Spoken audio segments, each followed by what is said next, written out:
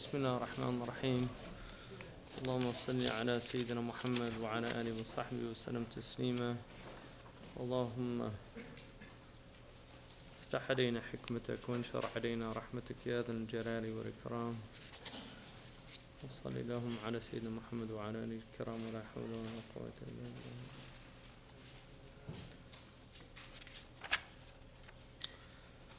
So, Bismillah, this is the chapter concerning the Man yuqta'u lahu bil jinan. We went over that, and then the mu'adhans. So the وعمر أوس وبلال سعد زياد المؤذنون عدوا. So his mu'adhans were Amr bin Maktoum, and he was the blind man. The Prophet ﷺ, he's also the man mentioned in the Abasa wa Tawalla in that chapter in the Quran.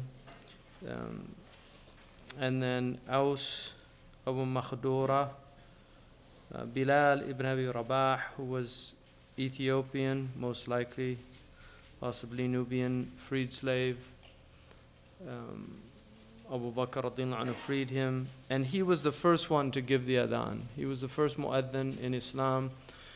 When the Prophet ﷺ died, he stopped giving the adhan, and he actually did not give the adhan until the time of Umar ibn al-Khattab radiallahu anhu. When Umar came to Syria, and I mistakenly mentioned yesterday about Muawiyah. Muawiyah was actually governor of Syria during Umar's caliphate. So, but he was from the family of Sayyidina Uthman radiallahu anhu.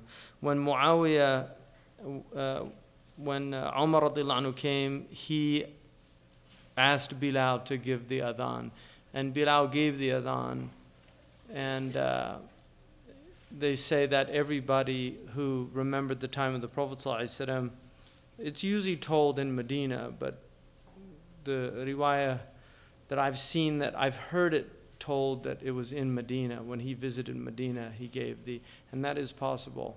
I've heard many people tell it that, but the riwayah that I've seen that is thabita is that it was when Umar went to Syria, because Bilal was living at that time. He's buried in Syria also.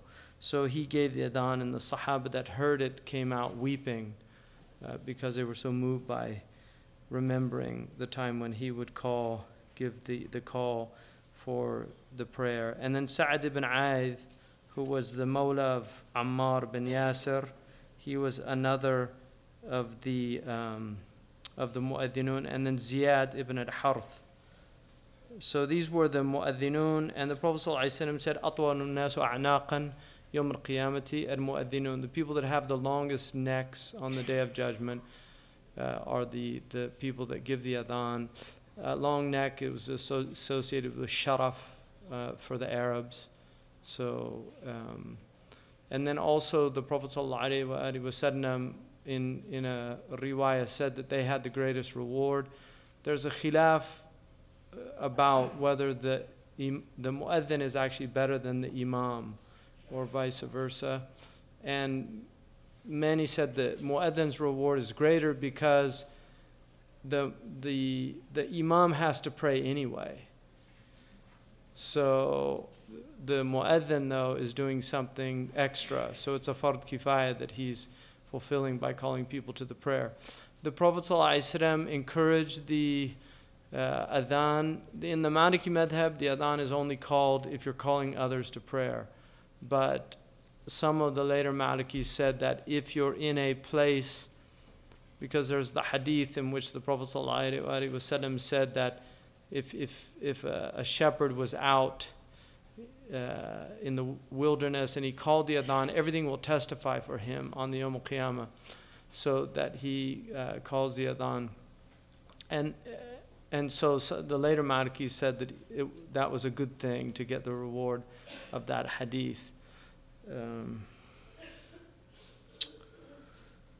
And then he says, رضوان ربنا عليهم طرا من ترى منها جهمون وبرا. So may our Lord's pleasure be upon them all who follow their path displaying righteousness. من ترى منهاجهم وبره.